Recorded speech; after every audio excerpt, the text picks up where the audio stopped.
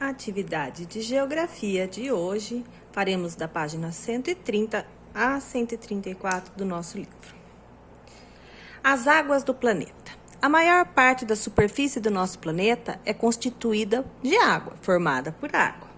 A água é indispensável para a manutenção da vida. Está presente na natureza em oceanos, geleiras, rios, no subsolo e na atmosfera. Então, aqui embaixo já explica que subsolo é a camada que vem embaixo da Terra, da superfície da Terra, e a atmosfera é a camada de gases que envolve a Terra, né? Em volta da Terra.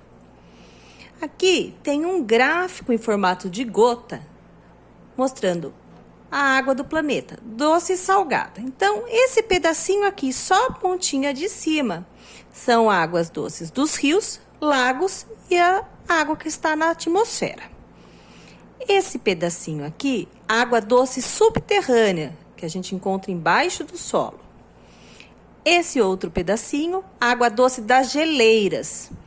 E toda essa parte maior, representada aqui com ondas, é a água salgada dos mares e oceanos. Então, se a gente considerar toda a água do planeta, um pouquinho é a água doce dos rios, lagos e atmosfera, mais um pouco da água subterrânea, a água doce das geleiras e a maior parte, água salgada. Onde está a maior parte do planeta? Em qual desses locais a gente encontra a maior parte do planeta? Então, vocês vão observar o gráfico e responder aqui. Só olhar aqui a proporção, o tamanho que tem aqui, esse tamanho, esse e todo esse restante.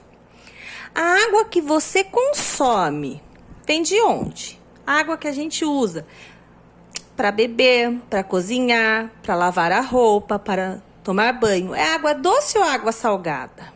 Então, de onde será que vem essa água? Pode ser das geleiras? Não pode. Dos oceanos, água salgada? Não. Então, a gente vai marcar a alternativa correta.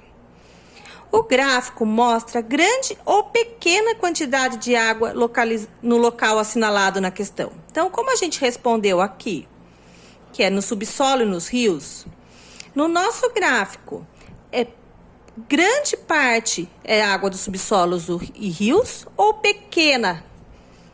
Ou só uma pequena quantidade de água que é do subsolo dos rios? Então, vocês só vão responder aqui se é grande ou pequena a quantidade. Número 4.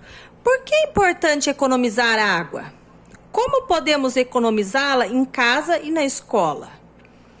Então, aqui não tem como a gente conversar na classe com os colegas e com o professor. Não precisa ser um texto, pode ser uma frase só respondendo. Por que é importante economizar a água? E como a gente pode economizar em casa e na escola. Se não couber aqui, pode fazer no caderno normalmente. Escreve a data de hoje, que é a lição de geografia, a página e coloca a resposta. Página 131. Os rios do Brasil.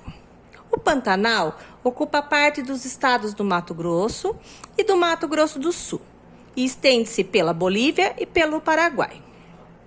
Localizado em uma planície, durante boa parte dos anos, muitas áreas do Pantanal ficam alagadas pelos diversos rios que escoam na região.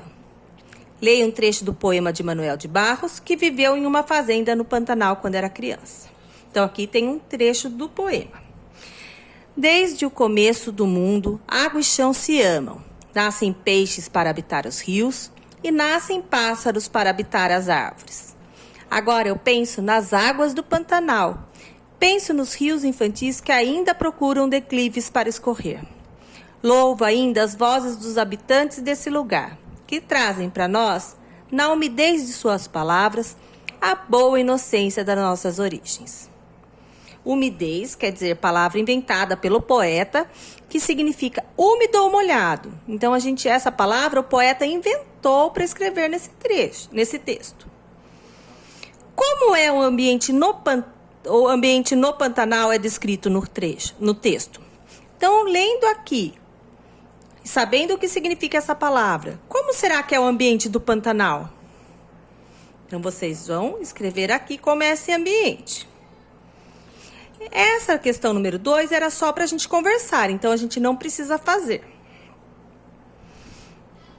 Aqui a número 3 também era para ser feita na classe, conversando com os colegas. Não há necessidade de responder. Página 132.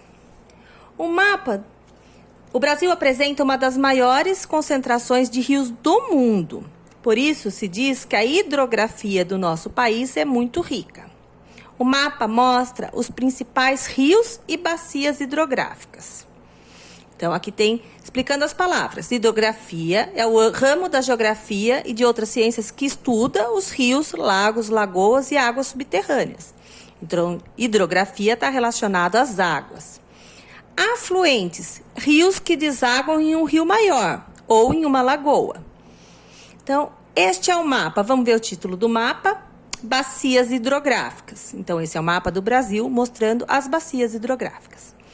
A gente olha sempre na legenda para entender o que cada cor representa. Então, tudo que está de verde no nosso mapa representa o Rio Amazonas, a bacia do Rio Amazonas. Tudo que está de laranja, a bacia do Rio Tocantins. Então, cada cor representa uma bacia hidrográfica. Na bacia hidrográfica, existe sempre um rio maior e os rios menores, que são os afluentes que vão desaguar nesse rio maior. Então, a bacia do Rio Amazonas leva o nome do Rio Amazonas, que é o maior rio dessa região. E assim vocês podem observar em cada cor do mapa, representada no mapa, os rios que eles estão. Qual é a maior bacia hidrográfica? Então, vocês vão observar bem o mapa, descobrir qual é a maior. Como vamos descobrir? Pela maior cor. O espaço maior pintado é esse espaço de verde. A gente olha na legenda, descobre o nome e coloca aqui. Identifique, a letra B, uma bacia hidrográfica exclusivamente brasileira, ou seja, uma em que todos os rios e os seus afluentes localizem-se somente no território brasileiro. Muitos rios que estão na bacia do Amazonas, por exemplo, do Rio Amazonas, eles continuam em território que não é do Brasil. Toda essa área cinza são outros países.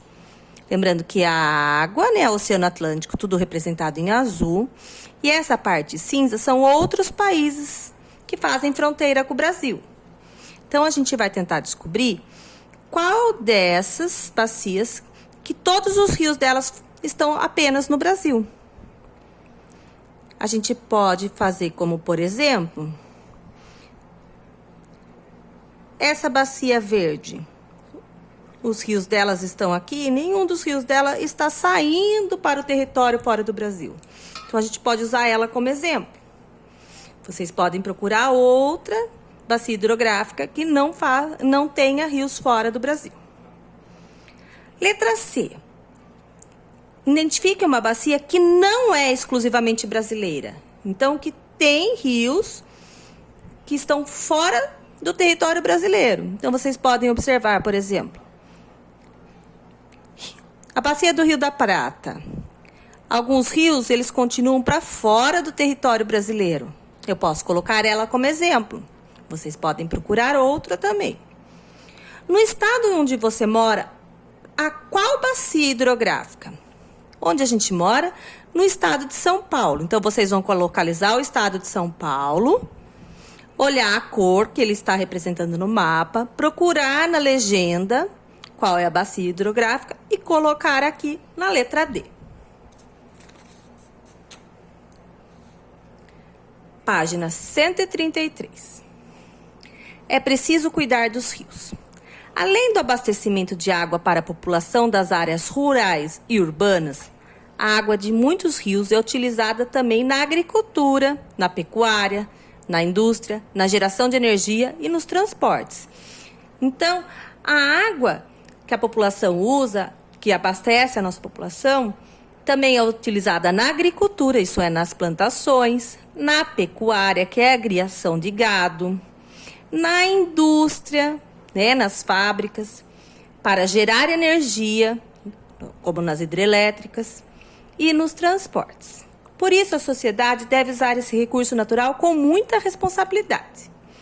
Em muitos lugares do Brasil e no restante do mundo, infelizmente, os seres humanos despejam lixo e esgoto sem tratamento nas águas dos mares, rios e lagos. A gente sempre vê exemplos de rios poluídos, a gente vê na televisão o próprio rio Sorocaba, é um rio que está em constante tratamento para não ficar poluído.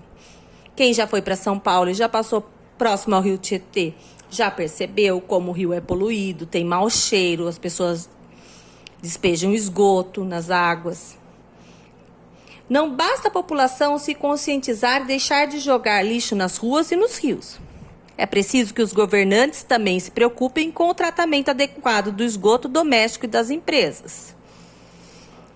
Isso é necessário para que não ocorram acidentes ambientais, como o que houve em 2015 no Rio Doce. O rompimento da barragem de Fundão, pertencente a uma empresa mineradora, lançou toneladas de águas contaminadas no rio, comprometendo seriamente a vegetação e os animais daquela área. Muitas comunidades que dependiam do Rio Doce foram afetadas e perderam sua moradia, objetos pessoais e além do seu sustento. Então, nessa primeira imagem, é a vista de um distrito destruído pela enxurrada de lama proveniente do rompimento da barragem. Então, quando a barragem lá no município de Mariana rompeu, trouxe muita lama contaminada, destruindo tudo que tinha pelo caminho. Muitas pessoas morreram, muitas casas ficaram destruídas. E aqui é a vista aérea do Rio Doce poluído com os rejeitos da mineração. Então, a vista aérea, né, vista de cima do Rio Doce já poluído com tudo que veio de rejeito, de sobra, de lixo da mineração em Minas Gerais. Número 1. Pesquise para responder. De que bacia hidrográfica o Rio Doce mostrado na foto faz parte? Então, a gente pode pegar... Está dizendo que é de Minas Gerais. Aí, aqui em Minas Gerais, tem várias cores. Olha, são 4 bacias hidrográficas diferentes que estão localizadas em Minas Gerais. Então, vocês vão fazer uma pesquisa... Na própria internet, vocês conseguem pesquisar com facilidade qual é a bacia hidrográfica que o Rio Doce faz parte. E responder aqui. Que ações tanto a população como os governantes devem tomar para conservar as águas dos rios? O que a população pode fazer? O que nós podemos fazer para conservar as águas dos rios? E o que os governantes podem fazer? Então, vocês vão pensar um pouquinho para responder a número 2. Essa é a lição de geografia de hoje.